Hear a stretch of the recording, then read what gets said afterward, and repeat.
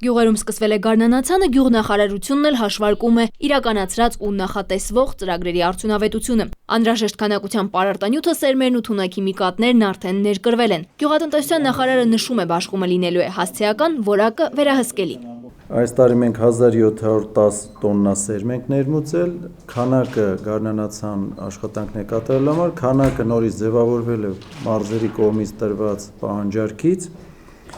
մոտ 587 միլիոն դրամի սերմա, որից 280 միլիոն դրամը սուբսիդավորվելու է պետության կողմից։ Գյուղատնտեսությամբ զբաղվողներին նախարարը վստահեցնում է գյուղացիական վարկերի սուբսիդավորման ծրագիրը կշարունակվի նույն պայմաններով։ 99 միլիարդ դրամի վարկ են տրամադրել 119 հազար շահառուի։ Վարկավորման ծրագիրը կշարունակվի, սակայն արդյունավետությունը բարձրացնելու համար նախարարությունը եկող տարվանից կուժեղացնի վերահսկողությունը։ Այն վարկերը, որոնք սուբսիդավորված գնալու են գյուղացիական տնտեսություն, պետք է ներկայացնեն ծրագիր, թե ինչի համար է այդ վարկը տրվում։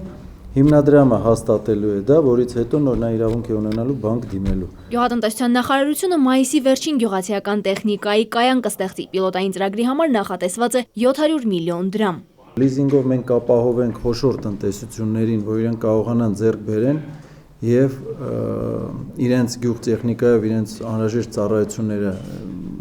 կատարեն։ Ուզում ենք ապացուցել, որ դա եկամտաբեր բիզնես է եւ կարող են ստեղծվել այլ փոքր կայաններ կամ խոշոր։ Եվրամիության աջակցությամբ էլ Արմավիրի ու Արարատի մարզերում 10 միլիոն եվրո կներդնեն կաթիլային ոռոգման համակարգ ստեղծելու համար։ Այն արդյունավետությունը կբարձրացնի 20-ից 40%, ջրօգտագործումն էլ կիսով չափ կկրճատի։ Մարիաննա Դանիելյան, Խաչատուր Եսայան, ժամը լրատվական։